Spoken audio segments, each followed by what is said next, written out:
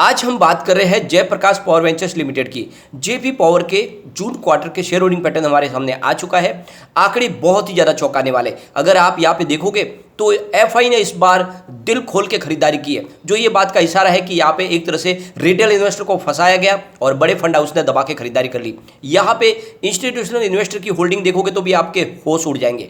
तो जिस तरह से ये लगातार जो शेयर होल्डिंग पैटर्न का इशारा हो रहा है कि यहाँ पे बड़े फंड हाउस ने जो एग्रेसिव खरीदारी की है, आने वाले समय में यहाँ पे बहुत ही बड़ी तेजी आ सकती है। ये स्पेशल आप देखोगे तो लेटेस्ट आंकड़े हैं, यानी 30 जून के आंकड़े। इसका मतलब ये है कि बिल्कुल अभी खरीदारी के जब रिटेल इन्वेस्टर यहाँ पे माल अपना बेच रहे थे, तो ये जो आंकड़े हैं ये इशारा करे कि आने वाले समय में जयप्रकाश पावर वेंचर्स में बड़ी तेजी आ सकती है। और वैसे अब आप देखोगे तो क्वार्टर 1 का रिजल्ट आने वाला है। इस बार रिजल्ट पॉजिटिव रहने की पूरी संभावना है। इसके पीछे जो वजह है उसको भी डिस्कस करेंगे।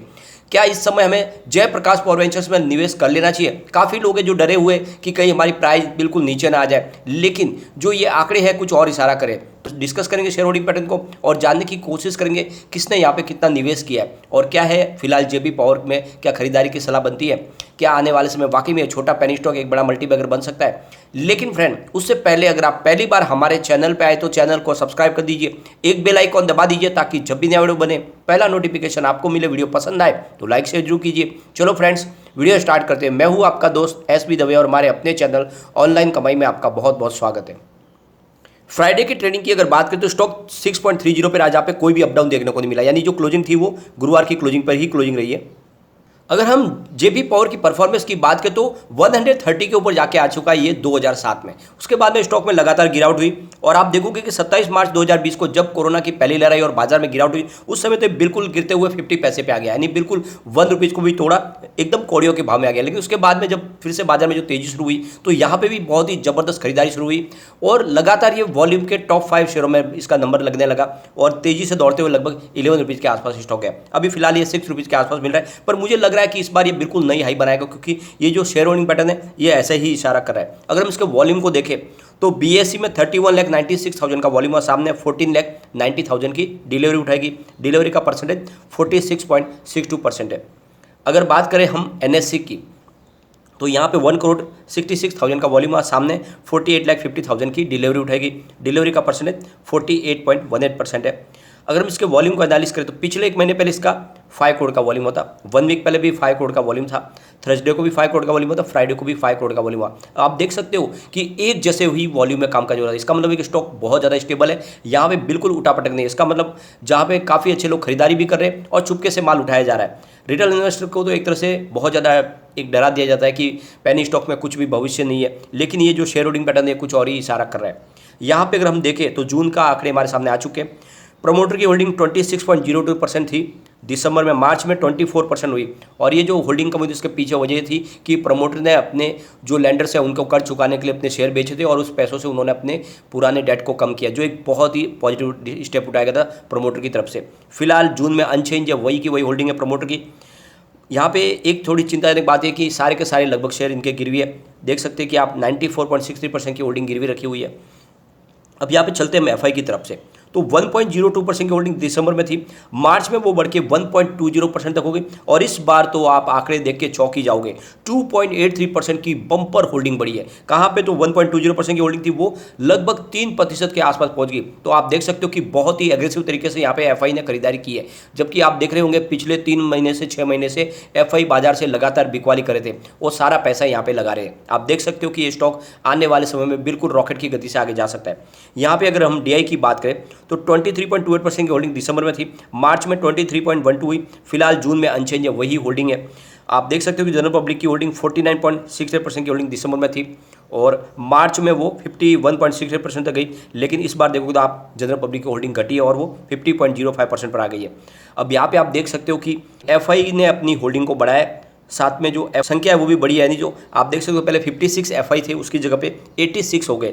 तो बहुत ही ज़बरदस्त तरीके से यहाँ पे होल्डिंग बढ़ी है एफआई की और उनको समझ में आ रहा है कि ये स्टॉक बढ़ने वाला, तभी वहाँ पे होल्डिंग करेंगे, वरना एफआई ऐसे किसी भी रिस्की स्टॉक में कभी भी इन्वेस्टमेंट नहीं करेंगे।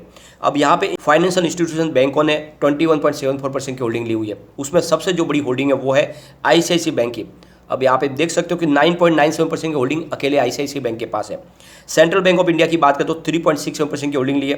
कैनरा बैंक की 2.44% की होल्डिंग है। यूको बैंक ने यहाँ पे 1.23% की होल्डिंग ली है। और यहाँ पे आप देख सकते हो कि LIC ने भी यहाँ पे 1.38% की होल्डिंग ली। तो आप देख सकते हो कि काफ़ी बड़े बड़े बैंकों ने यहाँ पे अपनी होल्डिंग लेकर रखी हुई है।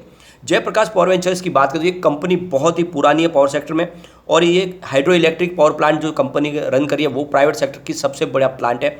और दूसरे इनके जो सीमेंट ग्रिंडी का कंपनी कामकाज करती है, इनकी खुद की कोल माइंस भी है, और कंपनी के जो थर्मल पावर प्रोजेक्ट है वही बहुत बड़े प्रोजेक्ट है। और इसीलिए आने वाले समय मुझे लगता है कि ये स्टॉक वाकई में एक बड़ा मल्टी बैगर स्टॉक साबित हो सकता है। और इसीलिए यहाँ पे जेपी पावर में लगातार देख सकते हैं कि निवेश जो है वो आ रहा है FI की तरफ से। और ये बात मैंने आपको लगातार बताई भी थी कि यहाँ पे आने वाले समय में बड़ी तेजी की संभावना बनेगी।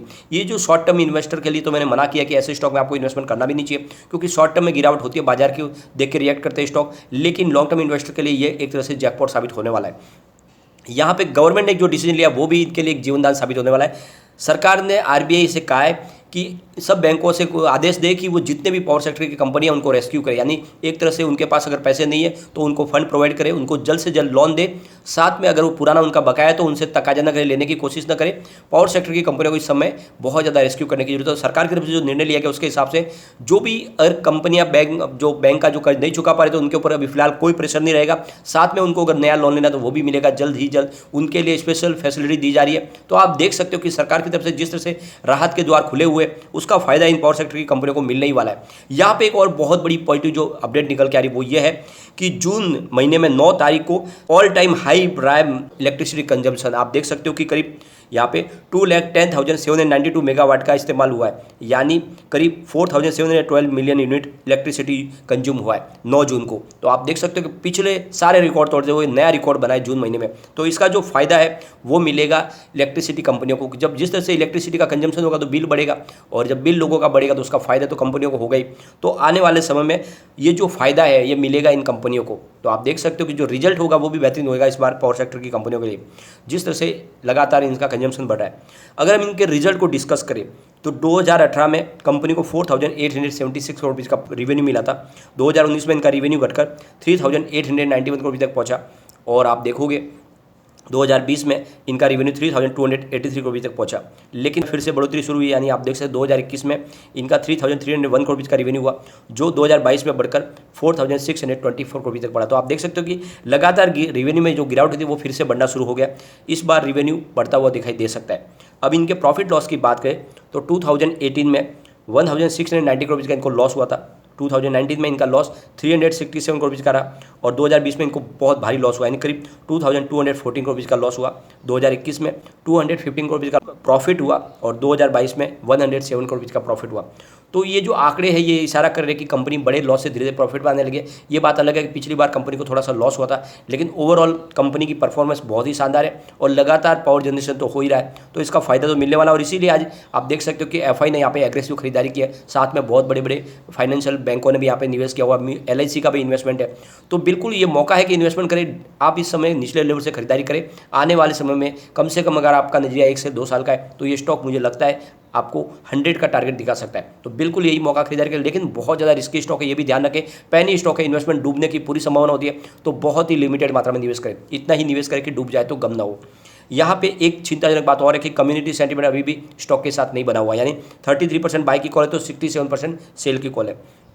एक बार इसके पिवट लेवल को चेक कर लेते हैं, तो यहाँ से अगर गिरावट होती है तो 6.12 का फर्स्ट सपोर्ट है, ये सपोर्ट टूटा तो 5.93 तक स्टॉक जाएगा, और नीचे गया तो 5.72 तक जा सकता है। लेकिन अगर पॉजिटिव माहौल बना तो 6.52 का फर्स्ट रेजिस्टेंस है, इसको पार करते ही 6.73 तक स्टॉक जाएगा, और वहाँ तक पहुँचेगा फिर 6.92 तक जा सकता है, मतलब 7 को पार कर सकता है। तो बिल्कुल ये मौका है खरीदारी का, और जिस तरह से ये आंकड़े निकल कर आए ये बहुत ज़्यादा उत्साहवर्धक है, और आने वाले समय यहाँ पे लगातार अपर सर्किट की संभावना बन सकती है। तो बिल्कुल निवेश करें, लेकिन फ्रेंड कोई भी इन्वेस्टमेंट करने से पहले अपने फाइनेंशियल एडवाइजर से बायोडेटा ले ले, या अपना खुद का रिसर्च करें, क्योंकि मैंने वीडियो आपके एजुकेशनल पर्पज के लिए ही बनाया। वीडियो पसंद आए तो लाइक शेयर जरूर कीजिए, और चैनल को सब्सक्राइब कर दीजिए। Thank you friend.